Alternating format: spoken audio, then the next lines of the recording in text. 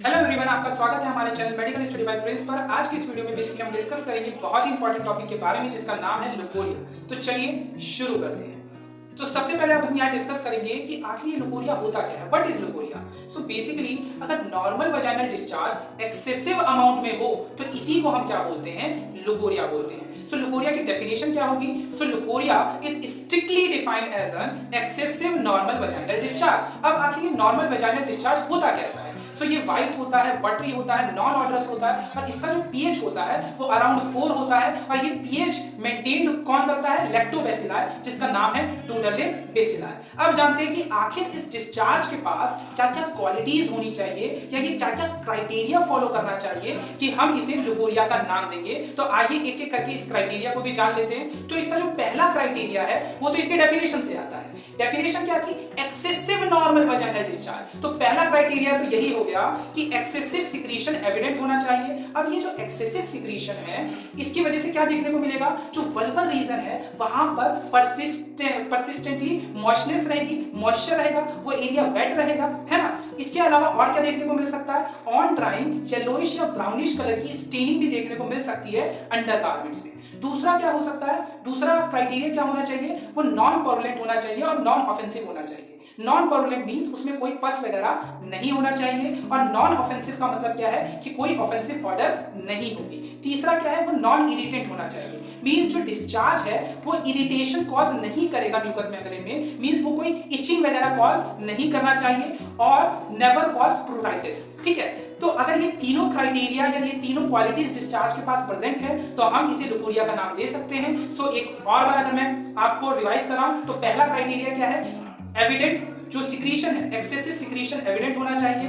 दूसरा क्या, non पॉरुलेंट means कोई पस वगैरह नहीं होना चाहिए और नॉन ऑफेंसिव होना चाहिए। तीसरा क्या है कि नॉन इरिटेंट होना चाहिए, कोई इचिंग वगैरह कॉज नहीं करेगा, है ना, कोई बर्निंग वगैरह ये सब कुछ कॉज नहीं करेगा। इसके अलावा नेवर कॉज प्रूराइटिस। तो अगर ये तीनों क्राइटेरिया प्रेजेंट हैं तो हम इसे क्या कह सकते हैं, उस डिस्चार्ज को लुकोरिया कह सकते हैं। इसके अलावा आखिर ये लुकोरिया की कंडीशन फीमेल में आखिर देखने को क्यों मिलते हैं, इसके पीछे के कॉजेज क्या क्या हैं, आइए उसे डिस्कस कर लेते हैं। तो कुछ फिजियोलॉजिकल एक्सेस की कंडीशन में ये देखने को मिल सकता है। अब वो कौन कौन सी कंडीशन है आइए उसे डिस्कस करते हैं एक एक करके। तो सबसे पहला है ड्यूरिंग प्यूबर्टी। तो ड्यूरिंग प्यूबर्टी क्या होता है, जो एंडोजीनस ईस्ट्रोजन का लेवल होता है वो इंक्रीज कर जाता है और इस एंडोजीनस ईस्ट्रोजन के लेवल के इंक्रीज होने के कारण जो एंडोसर्विक्स की जो एपिथेलियम है, मींस जो एंडोसर्वाइकल एपिथेलियम है उसकी ओवर ग्रोथ होती है। ठीक है, और इस एंडोसर्वाइकल एपिथेलियम की ओवर ग्रोथ होने के कारण ये जो एंडोसर्वाइकल एपिथेलियम है ये एनक्रोच कर जाती है एक्टोसर्विक्स में और इस वजह से कंजेनाइटल एक्टोपी मींस जो सर्वाइकल इरोजन है वो देखने को मिलता है और इसकी वजह से जो सिक्रीशन है वो इंक्रीज हो जाता है, मींस जो वजाइनल डिस्चार्ज है वो भी इंक्रीज हो जाता है, मींस लुकोरिया की कंडीशन देखने को मिल सकती है। दूसरा क्या है, ड्यूरिंग मेंस्ट्रुअल साइकिल। तो during menstrual cycle around ovulation जो ईस्ट्रोजन का लेवल है वो पीक पे पहुंचता है और उस वजह से भी जो सिक्रेटरी एक्टिविटी होती है सर्वाइकल ग्लैंड्स की वो बढ़ जाती है और इस सिक्रेटरी एक्टिविटी इंक्रीज होने की वजह से सर्वाइकल ग्लैंड की जो सिक्रीशन है वो भी इंक्रीज करेगा, मींस लुकोरिया देखने को मिल सकता है। इसके अलावा जो प्री मेंस्ट्रुअल पीरियड के टाइम पर क्या होता है कि पेल्विक कंजेशन देखने को मिल सकता है, इंक्रीज्ड म्यूकस सिक्रीशन देखने को मिल सकता है। किस वजह से, हाइपरट्रॉफी ऑफ एंडोमेट्रियल ग्लैंड्स की वजह से, क्योंकि जो प्री मेंस्ट्रुअल स्टेज होती है उस टाइम पर जो एंडोमेट्रियम होता है वो प्रिपेयर्ड हो रहा होता है, वहां हाइपरट्रॉफी हो रही होती है, तो उस वजह से क्या देखने को मिल सकता है, पेल्विक कंजेशन देखने को मिल सकता है, म्यूकस सिक्रीशन इंक्रीज हो सकता है और इस वजह से भी लुकोरिया देखने को मिल सकता है। इसके अलावा प्रेगनेंसी के टाइम पर भी ये चीज देखने को मिल सकती है, जो देखने को मिलेगी क्योंकि इस टाइम पर जो एंडोमेट्रियम है वहां पर जो वस्कुलराइजेशन है ना, वो इंक्रीज होती है और जो ईस्ट्रोजन, ठीक है, जो ईस्ट्रोजन का लेवल है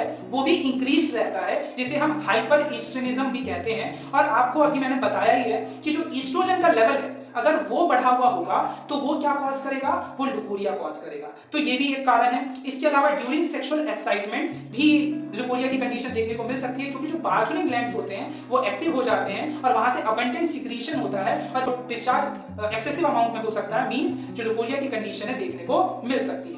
इसके अलावा जो सर्वाइकल कॉजेज हैं, ठीक है, तो सर्वाइकल कॉजेज में क्या है, कई सारे जो नॉन इन्फेक्टिव सर्वाइकल लीजन होते हैं, जैसे कि सर्वाइकल एक्टोपी हो गई या जिसे हम सर्वाइकल इरोजन बोलते हैं, या सर्विक्स का इन्फ्लामेशन हो गया, मींस जो क्रोनिक सर्विसाइटिस है उसकी कंडीशन है, या कोई म्यूकस पॉलिप है। तो अगर इस तरीके की कोई भी नॉन इन्फेक्टिव सर्वाइकल लीजन है तो इस वजह से भी क्या हो सकता है, एक्सेसिव सिक्रीशन प्रोड्यूस हो सकता है, ठीक है, और इस एक्सेसिव सिक्रीशन के प्रोड्यूस होने की वजह से भी लुकोरिया की कंडीशन देखने को मिल सकती है। इसके अलावा वेजाइनल कॉजेज हो सकते हैं। वेजाइनल कॉजेज में क्या हो सकते हैं कि जैसे कि मैंने आपको बताया था, जो प्री मेंस्ट्रुअल स्टेज होती है उस टाइम पे पेल्विक कंजेशन वगैरह देखने को मिल सकता है, या अगर कोई फीमेल ओरल कॉन्ट्रासेप्टिव पिल यूज कर रही है ना, तो उस वजह से भी देखने को मिल सकता है, या फिर कोई वेजाइनल एडिनोसिस का केस है तो उस वजह से भी सिक्रीशन इंक्रीज हो सकता है, मींस लुकोरिया की कंडीशन देखने को मिल सकती है। और सबसे इंपॉर्टेंट कॉज तो होता है इल हेल्थ, ठीक है, अगर फीमेल का जो हेल्थ है वो ठीक नहीं है, ये भी बहुत इंपॉर्टेंट कॉज होता है एक्सेसिव डिस्चार्ज का। तो ये सारे कॉजेज मैंने आपको बता दिए। अब डिस्कस कर लेते हैं कि आखिर इसका डायग्नोसिस कैसे करेंगे। तो सबसे पहले तो हमें क्या करना है, पेशेंट की हिस्ट्री लेनी है। तो अब हिस्ट्री में हमें क्या क्या चीजें लेनी है, तो सबसे पहला हमें ड्यूरेशन ऑफ डिस्चार्ज पूछना है, कोई प्रायर एपिसोड्स थे कि नहीं ये जरूर पूछना है, कोई एसोसिएटेड डिसयूरिया है कि नहीं, मींस डिफिकल्ट यूरिनेशन वगैरह की कंडीशन है कि नहीं, है ना, डिस्पेरियूनिया मींस कोई डिफिकल्ट इंटरकोर्स वगैरह है कि नहीं, ठीक है, पेल्विक पेन वगैरह के बारे में पूछना है, कोई कॉन्ट्रासेप्शन यूज कर रही है कि नहीं कर रही है इसके बारे में पूछना है, ठीक है। तो हिस्ट्री के अंदर ये सारे सिम्टम आपको पेशेंट से पूछने हैं, duration of discharge, any prior episodes, तीसरा क्या है एसोसिएटेड डिसयूरिया, डिसयूरिया क्या होता है डिफिकल्ट यूरिनेशन, एंड डिस्पेरियूनिया, डिस्पेरियूनिया क्या होता है डिफिकल्ट इंटरकोर्स, एंड चौथा क्या है हमारा पेल्विक पेन, और अगर और कॉन्ट्रासेप्शन को यूज कर रही है कि नहीं ये भी आपको पूछना है। तो पहला तो हिस्ट्री टेकन हो गया, हिस्ट्री ले ली हमने पेशेंट की, हिस्ट्री में हमने ये चीजें पूछ ली। इसके अलावा दूसरा क्या करना है, उसका फिजिकल एग्जामिनेशन करना है। तो फिजिकल एग्जामिनेशन में हमें क्या देखनी है, उस पेशेंट की जनरल हेल्थ असेसमेंट करनी है। जनरल हेल्थ असेसमेंट करना क्यों जरूरी है, क्योंकि ये जो लुकोरिया है ना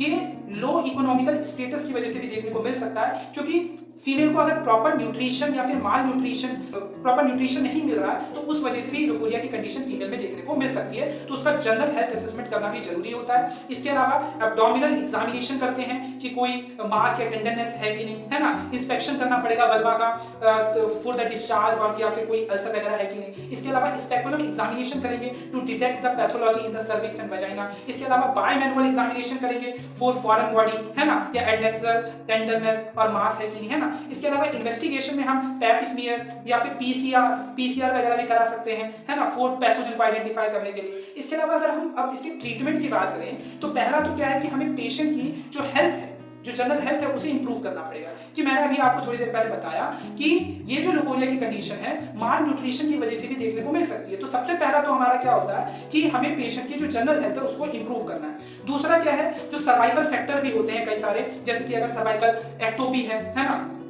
सर्विसाइटिस है ना, तो अगर उसमें कोई सर्जरी की रिक्वायरमेंट है जैसे कि इलेक्ट्रोकॉर्टरी हो गई या फिर क्रायो सर्जरी हो गई तो वो उसे देनी है, ठीक है, वो एडवाइस करनी है। इसके अलावा अगर कोई पेल्विक लीजन है जिसकी वजह से लुकोरिया हो रहा है तो उस पैथोलॉजी का एप्रोप्रिएट ट्रीटमेंट उसे देना है। So basically pelvic lesion producing vaginal leucorrhoea require appropriate therapy for the pathology. इसके अलावा अगर कोई फीमेल ओरल कॉन्ट्रासेप्टिव पिल वगैरह यूज कर रही है तो उसे भी टेम्परेरी स्टॉप करने के लिए उसे बोल देना है अगर सिम्टम बहुत ज्यादा एनोइंग है तो। इसके अलावा बहुत इंपॉर्टेंट ये है कि लोकल हाइजीन को जरूर मेंटेन करना है, क्योंकि परसिस्टेंट वेजाइनल डिस्चार्ज हो रहा है तो उस वजह से परसिस्टेंट एक्सेसिव डिस्चार्ज होने की वजह से क्या होगा, जो वल्गर रीजन है वहां पर परसिस्टेंट मॉइस्चनेस होगी, और इस परसिस्टेंट मॉइस्चनेस होने की वजह से उस वेजाइनल एरिया में बैक्टीरिया वगैरह की ग्रोथ हो सकती है, और इस वजह से क्या हो सकता है वहां पर यूटीआई वगैरह हो सकता है ना, यूरिनरी ट्रैक्ट इन्फेक्शन वगैरह हो सकता है, या और भी चीजें हो सकती है। तो इसको अवॉइड करने के लिए हमें क्या करना है, लोकल हाइजीन, पेशेंट को एडवाइस करना local hygiene should be maintain, क्योंकि उस वजह से क्या हो सकता है यूटीआई वगैरह हो सकता है, क्योंकि अगर वहां परसिस्टेंट मॉइस्चनेस होगी तो वहां पर बैक्टीरिया वगैरह आ सकते हैं और वो अदर इंफेक्शन की कॉज कर सकते हैं। तो all the above local hygiene has to be maintain meticulously. इसके अलावा ट्रीटमेंट, अगर कोई लुकोरिया के अलावा कोई और इंफेक्शन भी प्रेजेंट है तो उस स्पेसिफिक इंफेक्शन का ट्रीटमेंट देना है। आइए अब मैं एक और बार आपको पूरा रिवाइज करा देता हूं कि आखिर हमने अभी तक क्या क्या डिस्कस किया है। तो सबसे पहले हमने देखा था कि आखिर ये लुकोरिया होता क्या, what is leucorrhoea. So leukorrhea is strictly defined as an excessive normal vaginal discharge। फिर हमने देखा था कि आखिर ये नॉर्मल वेजाइनल डिस्चार्ज होता कैसा है, तो ये व्हाइट होता है, वाटरी होता है, नॉन ऑडरस होता है, और इसका जो पीएच होता है वो 4 के अराउंड होता है। This pH is maintained by the lactobacilli जिसका नाम है टोटले बेसिलाई। फिर हमने जाना था कि आखिर इस डिस्चार्ज के पास क्या क्या क्राइटेरिया या क्या क्या क्वालिटीज होंगी कि हम इसे लुकोरिया का नाम देंगे। तो हमने 3 क्राइटेरिया पढ़े थे। पहला क्राइटेरिया क्या था, एक्सेसिव डिस्चार्ज इज एविडेंट। दूसरा क्या था, नॉन परुलेंट होना चाहिए, नॉन ऑफेंसिव होना चाहिए। तीसरा क्या था, नॉन इरिटेंट होना चाहिए, नेवर कॉज प्रूराइटिस। ठीक है, तो ये 3 क्राइटेरिया देखे थे। इसके बाद हमने डिस्कस किया कि आखिर इस लुकोरिया के कॉजेस क्या क्या होते हैं। तो फिर हमने देखा था कि ड्यूरिंग प्यूबर्टी के केस में देखने को मिल सकता है। ड्यूरिंग प्यूबर्टी क्यों देखने को मिलेगा, क्योंकि ड्यूरिंग प्यूबर्टी एंडोजीनस ईस्ट्रोजन का लेवल इंक्रीज हो जाता है और इसकी वजह से एंडोसर्वाइकल एपिथेलियम की ओवरग्रोथ देखने को मिलेगी और इस एंडोसर्वाइकल एपिथेलियम की ओवरग्रोथ के कारण ये जो एपिथेलियम है ये एनक्रोच कर जाएगी एक्टोसर्विक्स में और इसकी वजह से जो सर्वाइकल इरोजन देखने को मिल सकता है और इस सर्वाइकल इरोजन की वजह से जो सिक्रीशन है वो इंक्रीज हो सकता है। इसके बाद हमने देखा था कि ड्यूरिंग मेंस्ट्रुअल साइकिल भी ओव्यूलेशन के टाइम पर ईस्ट्रोजन का लेवल जब पीक पर पहुंच जाता है तो उसकी वजह से जो सर्वाइकल ग्लैंड्स की जो एक्टिविटी होती है, सिक्रेटरी एक्टिविटी होती है, वो इंक्रीज कर जाती है और इस वजह से भी क्या देखने को मिल सकता है, लुकोरिया की कंडीशन देखने को मिल सकती है। इसके अलावा जो प्री मेंस्ट्रुअल पीरियड होता है उस टाइम पर भी पेल्विक कंजेशन की वजह से, इंक्रीज म्यूकस सिक्रीशन की वजह से, ये किस वजह से हो रहा है, क्योंकि हाइपरट्रॉफी हो रही है एंडोमेट्रियल ग्लैंड्स की। इसके अलावा प्रेगनेंसी के टाइम पर इंक्रीज एंडोमेट्रियम की जो वस्कुलैरिटी है वो इंक्रीज कर जाती है और ईस्ट्रोजन का लेवल भी बहुत इंक्रीज होता है, मींस हाइपर ईस्ट्रोनिज्म देखने को मिलता है और ईस्ट्रोजन का लेवल इंक्रीज होने की वजह से लुकोरिया देखने को मिल सकता है। इसके अलावा ड्यूरिंग सेक्सुअल एक्साइटमेंट भी बार्थोलिन ग्लैंड एक्टिवेट हो जाते हैं और ये जब अबंडेंट सिक्रीशन करेंगे तो इस वजह से भी लुकोरिया की कंडीशन देखने को मिल सकती है। इसके बाद हमने देखा था कुछ सर्वाइकल कॉजेस के बारे में, जैसे अगर कोई भी नॉन इन्फेक्टिव सर्वाइकल लीजन है। अब नॉन इन्फेक्टिव सर्वाइकल लीजन क्या क्या हो सकता है, जैसे कोई सर्वाइकल एक्टोपी का केस है या जिसे हम सर्वाइकल इरोजन बोलते हैं, या फिर सर्विसाइटिस मींस सर्विक्स का इन्फ्लामेशन या क्रोनिक सर्विसाइटिस जिसे हम बोल रहे हैं, या फिर म्यूकस पॉलिप है। तो कोई भी नॉन इन्फेक्टिव सर्वाइकल लीजन है, इसकी वजह से भी एक्सेसिव सिक्रीशन देखने को मिल सकता है। इसके अलावा फिर हमने वेजाइनल कॉजेज में देखा था कि अगर कोई वेजाइनल एडिनोसिस वगैरह है या फिर पेल्विक कंजेशन वगैरह देखने को मिलता है प्री मेंस्ट्रुअल पीरियड के टाइम पे, ठीक है, या फिर कोई फीमेल ओरल कॉन्ट्रासेप्टिव पिल वगैरह यूज कर रही है तो उस वजह से भी। और फिर क्या देखा था, जो इल हेल्थ है फीमेल है ना, तो उस वजह से भी ये भी बहुत इंपॉर्टेंट कॉज होता है एक्सेसिव डिस्चार्ज का। फिर इसके बाद हमने कॉजेज डिस्कस करने के बाद डायग्नोसिस देखा था। डायग्नोसिस में हमने सबसे पहले डिस्कस किया था कि हमें क्या करना है, पेशेंट की हिस्ट्री टेकिंग करनी है, ठीक है, हिस्ट्री लेनी है। तो हिस्ट्री में हमें क्या क्या पूछना है, duration of discharge, any prior episodes associated dysuria, dyspareunia, pain वगैरह के बारे में पूछना है, पेल्विक पेन वगैरह के बारे में पूछना है ना, यूज ऑफ कॉन्ट्रासेप्शन के बारे में पूछना है। फिर इसके बाद फिजिकल एग्जामिनेशन में हमें उसकी जनरल हेल्थ असेसमेंट करनी है, एब्डोमिनल एग्जामिनेशन करना है for any mass and tenderness. इसके अलावा इंस्पेक्शन करना है वल्वा का फॉर द डिस्चार्ज और कोई अल्सर वगैरह है कि नहीं। इसके अलावा स्पेकुलम एग्जामिनेशन करना है। Speculum examination